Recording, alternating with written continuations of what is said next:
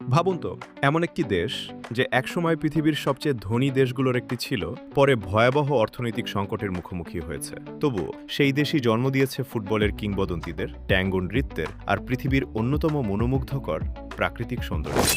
এটাই আর্জেন্টিনার অবিশ্বাস্য ইতিহাস। ইউরোপীয়রা আসার হাজার হাজার বছর আগে আজকের আর্জেন্টিনা ছিল ম্যাপুচে, গুয়ারানি এবং দিয়াগুইতা সহ বিভিন্ন আদিবাসী জনগোষ্ঠীর আবাসভূমি। তারা কৃষিকাজ করত, শিকার করত এবং বিশাল ভূখণ্ড জুড়ে বাণিজ্য পরিচালনা করত। 1516 সালে স্প্যানিশ অভিযাত্রী হুয়ান দিয়াজ দে সোলিস প্রথম ইউরোপীয় হিসেবে রিও দে লা প্লাতা অঞ্চলে পৌঁছান।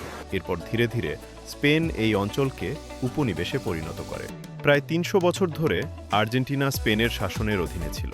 এই সময়ে বুয়েনোস আইরেস দক্ষিণ আমেরিকা ও ইউরোপের মধ্যে বাণিজ্যের অন্যতম গুরুত্বপূর্ণ বন্দর হয়ে ওঠে। বিশ্বজুড়ে স্বাধীনতার আন্দোলনের প্রেরণায় আর্জেন্টিনার মানুষও স্বাধীনতার জন্য সংগ্রাম শুরু করে।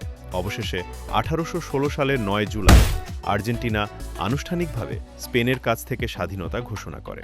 19 শতাব্দীতে ইউরোপ থেকে লাখ লাখ অভিবাসী আর্জেন্টিনায় এসে বসতি স্থাপন করেন।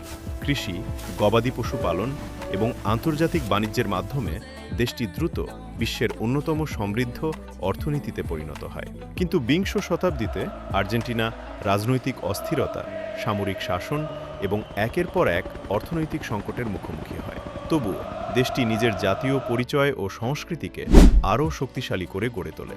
আজ আর্জেন্টিনা বিশ্বজুড়ে পরিচিত ট্যাঙ্গো নৃত্য, সুস্বাদু খাবার, মনোমুগ্ধকর প্যাটাগোনিয়া এবং ফুটবল কিংবদন্তি দিয়েগো ম্যারাডোনা ও লিওনেল মেসির জন্য।